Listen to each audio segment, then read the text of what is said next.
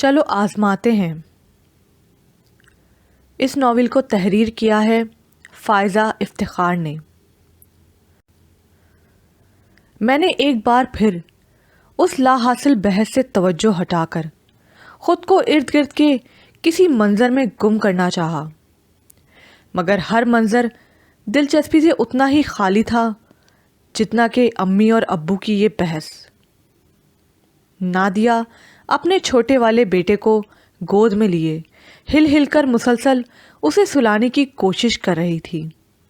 درمیان میں کئی بار وہ عادت سے مجبور ہو کر کوئی نہ کوئی رائے دیتی، کبھی اس کی آواز سے تو کبھی ابو کی اونچی ہوتی آواز پہ وہ بیچارہ نیند میں جاتا جاتا ہڑبڑا کے رہ جاتا، ایک احتجاجی چیخ مارتا اور نادیہ بحث میں حصہ لینے کی خواہش دباتے ہوئے اس کے کاندھے پر جبری تھپکیاں دے کر اسے دوبارہ آنکھیں موندنے پر مجبور کر دیتی۔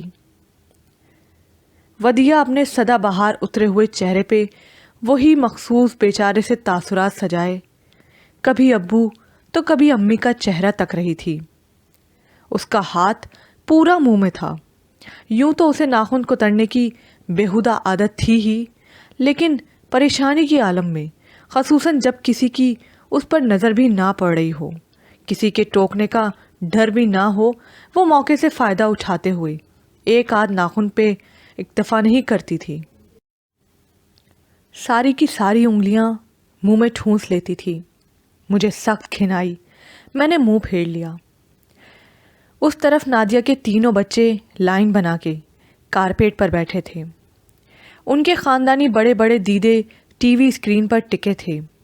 دوسرے نمبر والے عمر کی نظریں بے شک ٹی وی پر تھیں، مگر لمبے لمبے کھڑے ہوئے کان کمرے میں ہو رہی نانی اور نانا کی بحث حفظ کرنے میں مصروف تھی۔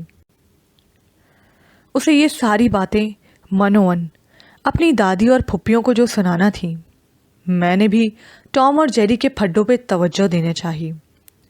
فی الوقت یہی ایک چیز کم اکتا دینے والی تھی۔ آپ بے شک ہادیہ سے پوچھ لیں، اس کی اپنی مرضی بھی یہی ہے۔ امی کو میرا کارٹونز میں پناہ لینا گوارا نہ ہوا، اور اچھی بھلی جاری زبانی کلامی جنگ میں انہوں نے مجھے گھسیٹ لیا۔ میں پھر بھی ڈھیٹ بنی عمر اور عمران سے بڑھ کر کارٹون میں گم ہونے کی اداکاری کرنے لگی۔ میں تم سے پوچھ رہا ہوں ہادیہ۔ جب دوسری بار ابو نے ذرا کڑک لہجے میں آواز دی تو مجھے ان کی جانب دیکھنا ہی پڑا، اور عمر کو میری جانب۔ اب اس کے صرف کان ہی بڑوں کی باتوں پہ نہیں لگے تھے، وہ گھوم کے پورا کا پورا اس طرف ہو گیا تھا۔ شاید خالہ کو پڑنے والی متوقع ڈانٹ کا مزہ سنی سنائی پہ نہیں، آنکھوں دیکھ کے حال سے لینا چاہتا تھا۔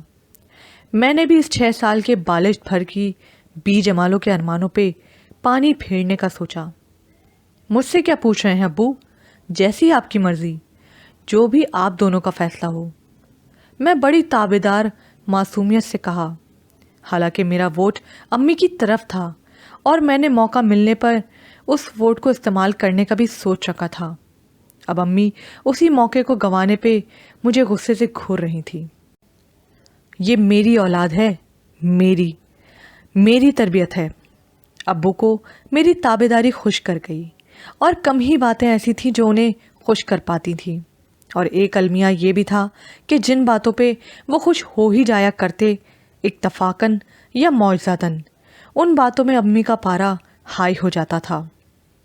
اور میری تو کچھ نہیں لگتی، آپ کی اماں آپ کے لیے بند ڈبہ خرید لائی تھی جیسے۔ غصے میں وہ بڑے بڑے شوشے چھوڑا کرتی۔ اس قدر تناؤ بھرے ماحول میں بھی ہم سب کو مسکراہٹ چھپانا مشکل ہو گیا۔ یہ تکلف بھی ہم نہ کرتے مسکراہٹ چھپانے کا، مگر اس شوشے میں دادی جان کا ذکر تھا، اور اس جگر پہ ہمارا کھلکھلانا ابو کو مزید مشتعل کر سکتا تھا۔ اماں نے ایک ہی بار میرے لیے کچھ لانے کی غلطی کی تھی، اور وہ تھی تم۔ اس کے بعد انہوں نے خود ہی توبہ کر لی۔ چلو یہ بھی اچھا ہوا کہ خود ہی تائب ہو گئی، ورنہ آج یہاں غلطیوں کے ڈھیر لگے ہوتے۔ کہنا کیا چاہتی ہو؟ ابو گرجے۔ عمر نے ایک بار پھر دیدے ادھر گھمائے، بڑا چسکا تھا اسے، سنگن لینے کا، اس عمر میں یہ عالم۔ میں نے اسے گھور کر سہمانے کی ناکام کوشش کی۔ آپ لوگ کس بیکار بحث میں اپنا وقت ضائع کر رہے ہیں؟ نادیہ کا چھوٹا آئٹم بالآخر ایک طویل پرتشدد جدوجہد کے بعد نیند کی وادیوں میں زبردستی دھکیل دیا گیا تھا۔ اسے ایک طرف لٹانے کے بعد وہ پوری تیاری اور فل والیوم کے ساتھ میدان میں اتری تھی۔ ایک مبارک فریضہ ادا کرنے جا رہے ہیں آپ، اور بیکار کی کلکل ڈال رکھی ہے۔ بیکار، یہ لفظ وہ کثرت سے استعمال کرتی تھی۔ تم چپ رہو، تمہارے اپنے گھر کیا کم کلکل ہوتی ہے؟ تمیز تک نہیں ماں باپ سے بات کرنے کی۔ امی نے اسے چپ کرانا چاہا۔ لو، میں نے کیا بدتمیزی کی؟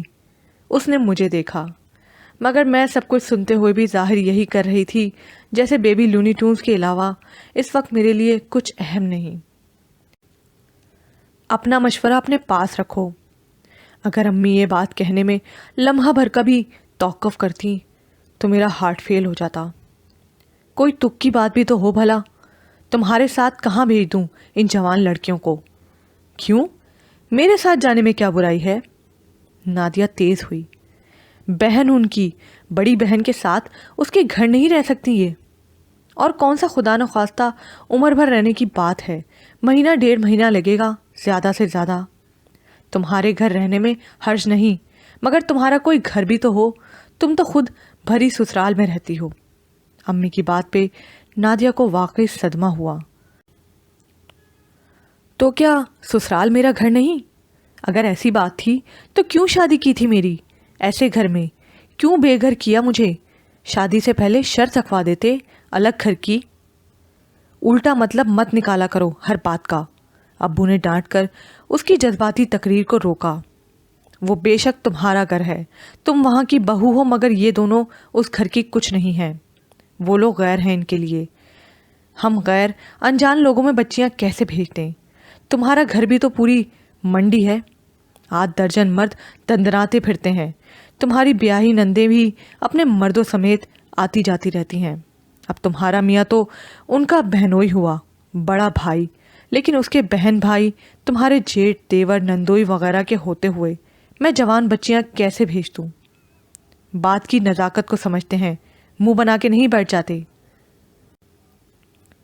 انہوں نے کہا تھا کہ ودیہ اور ہادیہ کو ساتھ لے آنا، میری چھوٹی بہنوں کی طرح ہیں۔ اب میں انہیں کیا جواب دوں؟ بیکار کی شرمندگی۔ جو تمہارے ابو نے کہا ہے وہ بتا دینا، اس میں شرمندگی والی کیا بات ہے؟ کچھ دیر قبل ایک دوسرے کی ہر بات زور و شور سے رد کرنے والے امی ابو اس ایک مرحلے پہ خاصے ہم خیال ثابت ہو رہے تھے۔ وہ برا نہیں منائیں گے کیا کہ ان کے بھائی کوئی بدماش ہیں جو ان کے ڈر سے آپ بیٹیاں نہیں بھیج رہے؟ ہاں ہے بدماش، کہہ دینا اسے، ابو نے ڈپٹ کر کہا۔ وہ داماد کے رعب میں آنے والے شخص نہیں تھے، یا یوں کہیے کہ ہمارے بہنوئی صاحب یعنی ان کے داماد وہ شخص نہیں تھے جو کسی پہ بھی رتی برابر رعب ڈالنے کے قابل ہوں۔ تم دونوں میاں بیوی کو برا ماننے کے علاوہ کچھ آتا بھی ہے؟ میں پوچھتی ہوں، تم حج پہ روانہ ہونے والے ماں باپ سے ملنے آئی ہو یا بات بات پہ برا ماننے؟ پرسوں سے یہی کچھ لگا رکھا ہے۔ امی کی عادت بھی عجیب تھی، جب نادیہ اپنے گھر ہوتی تھی تو ہر وقت اس کا ذکر، اس کی یاد، اس کی تعریفیں اور اس کی مثالیں، میری نادیہ یہ اور میری نادیہ وہ۔ ہماری ہر بات کا موازنہ نادیہ سے کیا جاتا۔ نادیہ تم دونوں کی طرح نہیں تھی۔ نادیہ کی شادی کے بعد میں تم دونوں نکمی بیٹیوں کے آسرے پر ہوں۔ اس نے سارا گھر سنبھالا ہوا تھا۔ توبہ، تم دونوں کی ہٹ دھرمیاں۔ ایک وہ نادیہ بھلی تھی جس نے کبھی پلٹ کر ہوں تک نہیں کی۔ پتہ نہیں یہ کس نادیہ کی باتیں تھیں، شاید اس کی جو شادی سے پہلے اس گھر میں رہتی تھی، شاید تقریباً ایسی ہی بے زبان سی تھی، مگر جو نادیہ شادی شدہ زندگی کے 7-8 سالوں میں تپ کر کندن بنی سامنے تھی، وہ پلٹ گر ہوں اب بھی نہیں کرتی تھی، خوں ضرور کرتی تھی، پنجے تیز کر کے۔ لیکن اس کی غیر موجودگی میں امی اس کی پرانی باتیں ہی یاد دلا کر ہمیں شرمندہ کرنے میں مصروف رہتی۔ ہر آئے گئے کے سامنے نادیہ کی تعریفیں کرنے میں مصروف رہتی. کیسے اس نے کم عمری کے باوجود اتنے بڑے سسرال میں نباہ کر لیا، کتنی آسانی سے بالکل مختلف مزاج کے لوگوں میں ایڈجسٹ ہو گئیں، کیسے پوری گھر گرہستی اور 4 بچوں کو ذمہ داری سے سنبھالا ہوا ہے، وغیرہ وغیرہ. اور اس کے میکے آتے ہی سارا منظر تبدیل ہو جاتا.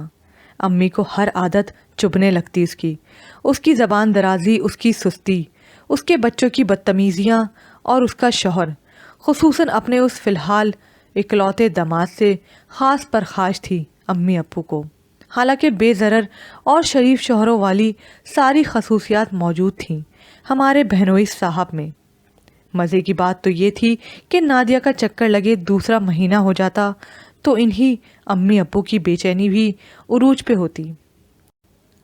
فون پہ فون کر کے اسے بلاوے بھیجے جاتے، وہ ہفتہ بھر رہنے آتی، خوب سر منہ چوما جاتا اس کا اور بچوں کا، اور اگلے دن سے پھر وہی سب کچھ شروع. تم نے بچوں کی عادتیں کتنی خراب کر دی ہیں نادیہ. یہ ابو ہوتے کتنا شور مچاتے ہیں، لڑتے کس قدر ہیں، اور گالم گلوچ. ایسا ماحول ہے تمہارے گھر کا، بچوں کو گالیاں سکھائی جاتی ہیں. میں نے ماحول پرکھ اور جانچ کر شادی نہیں کی تھی، آپ نے شادی کی تھی. جانچنا پرکھنا آپ کا کام تھا. اب میں دنوں میں وہاں کا ماحول تو بدلنے سے رہی. وہ تنک کر جواب دیتی. سارا دن سوئی پڑی رہتی ہو، توبہ، پیسے کتنے برباد کرتی ہو، سارا دن فون کان سے لگا رہتا ہے. امی کے اعتراض تھے. میرے میاں نے لے کر دیا ہے موبائل فون، آپ کے فون کا بل تو نہیں بڑھا رہی، اور یہاں آ کر بھی کیا آرام نہ کروں؟ سسرال میں تو گدھوں کی طرح کام کرنا ہی پڑتا ہے. وہ روٹھ جاتی.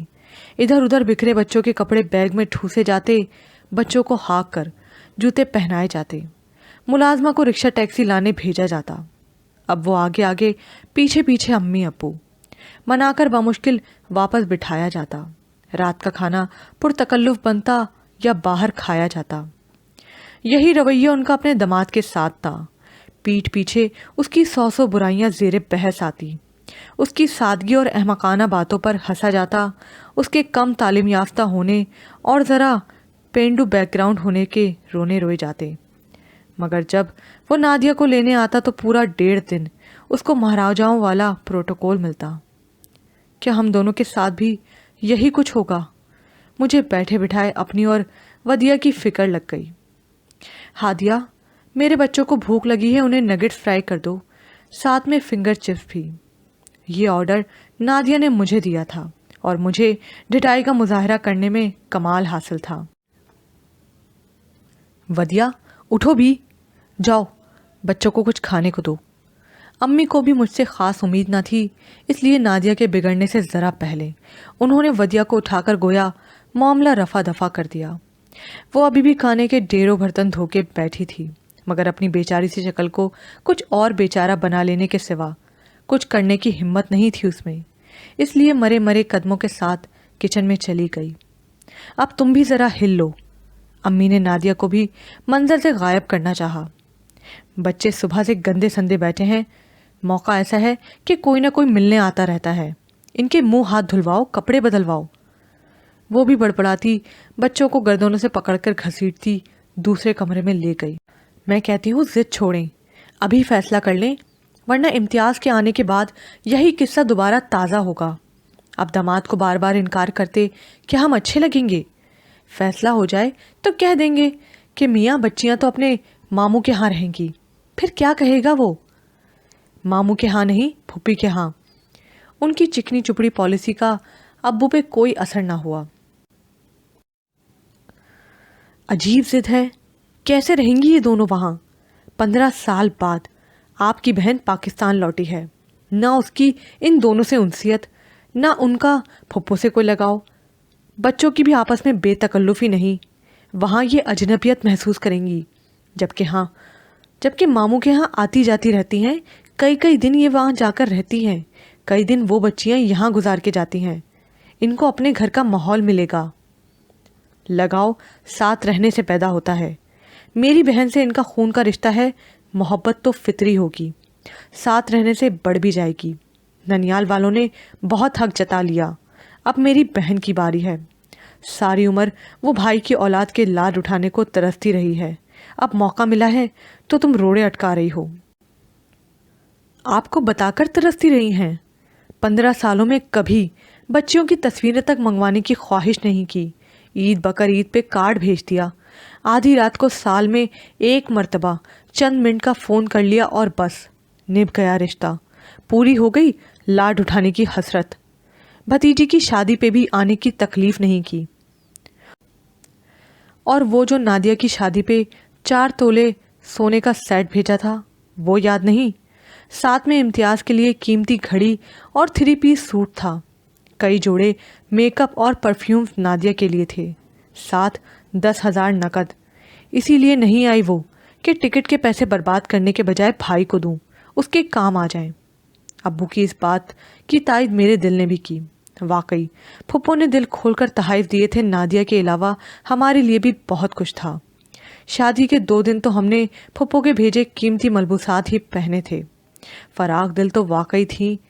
پچھلے سال جب ہم ہمیشہ کے لیے پاکستان آئیں تو ملاقات کے لیے آتے ہوئے بیگ بھر کے امپورٹڈ تحائف لائی تھیں۔ نادیہ کے بچوں تک کے ریڈی میڈ کپڑے، جوگرز اور کھلونے تھے۔ 8 مہینے پہلے جب اپنے نئے گھر کی خوشی میں تقریب کی، ہر آنے والے مہمان کو مٹھائی کے ساتھ نیا انسلا سوٹ بھی ملا، مگر یہ وجہ کافی نہیں تھی میرے وہاں جا کر رہنے پر رضامند ہونے کی۔ 8 ماہ پہلے ان کے گھر کا پہلا دورہ کچھ خاص خوشگوار ثابت نہیں ہوا تھا، نہ صرف میرے لیے بلکہ امی اور ودیہ کے لیے بھی۔ بس میں نے کہہ دیا پرسوں ارسا آئے گی ہمیں ساتھ لے جانے کے لیے، بچہ بھی ساتھ ہی چلیں گی اور ایئرپورٹ سے سیدھا پھپھی کے گھر، بتا دو ان کو۔ انہوں نے حتمی انداز میں فیصلہ سنا دیا۔ یہ پہلے ہی طے ہو چکا تھا کہ پرسوں پھپھو اپنی بڑی سی گاڑی میں امی ابو کو لاہور لے جائیں گی اور خود ایئرپورٹ لے جا کر جہاز میں سوار کرائیں گی۔ اب یہ بھی طے ہو گیا کہ اس کے بعد ہم دونوں بہنیں بھی ان کے ساتھ ان کے محل نما گھر میں 1 مہینے کے لیے نظر بند ہوں گے۔ تھوڑی سی مزید بحث کے بعد بالآخر جانے سے پہلے امی نے ابو سے یہ بات منوا ہی لی کہ 2 ہفتے ماموں کے ہاں رہنے جائیں گے، اس کے بعد پھر پھپھو کی طرف واپسی۔ میں نے اس فٹ بال گیم پہ زبردست احتجاج کیا، ابھی چپ کر جاؤ، کسی طرح گزار لو وہاں یہ 2 ہفتے، ایک بار شہاب بھائی کے ہاں جانا تو واپس ارسا کی طرف جانے کی ضرورت نہیں، تمہارے ابو کو میں دیکھ لوں گی۔ امی نے اس طرح جارحانہ انداز میں کہا کہ مجھے ہنسی آ گئی، یعنی اب وہ حج کے دوران بھی شغل جاری رکھیں گی۔ اگلے دن امتیاز بھائی کی آمد ہوئی، بما بڑے بڑے نوٹوں والے ہاروں کے۔ میں نے خاص طور پر 100 کے نوٹ لگوا کے بنوائے ہیں، ورنہ 10 روپے اور 20 روپے کے نوٹ والے بھی تھے۔ یہ دیکھیں، ہر ہار کے یہاں درمیان میں ایک 500 کا نوٹ بھی لگا ہے۔ وہ نمایاں کر کے دکھانے لگا۔ بڑی ٹور بن جائے گی آپ لوگوں کی ایئرپورٹ پہ، سب مڑ مڑ کر دیکھیں گے۔ وہ خوشی خوشی بتاتے اپنی کارگزاری کی داد وصولنا چاہ رہے تھے، لیکن یہاں کوئی اس موڈ میں نہیں تھا۔ میں نے بڑی مشکل سے مسکراہٹ روکی۔ ہنسی تو شاید ودیہ کو بھی آئی ہوگی، وہ نادیہ کے عین سامنے بیٹھی تھی، اس لیے اس نے مسکرانے کی تو کیا، مسکراہٹ چھپانے یا روکنے کی جرت تک نہ کی۔ اس کار عظیم کے نتیجے میں اس صورت پہ اور مظلومیت برسنے لگی۔ ابو نے اپنی ناگواری چھپانے کے لیے اخبار منہ کے آگے کر لیا اور امی ناقابل فہم بربراہٹ کے ذریعے ناپسندیدگی جتانے لگی۔ یہاں پر یہ پارٹ اختتام کو پہنچا۔ مزید پارٹ سننے کے لیے اردو ناول زبر پرائڈ کو لائک کیجیے، سبسکرائب کیجیے، شیئر کیجیے، کمنٹ کرنا مت بھولیے گا۔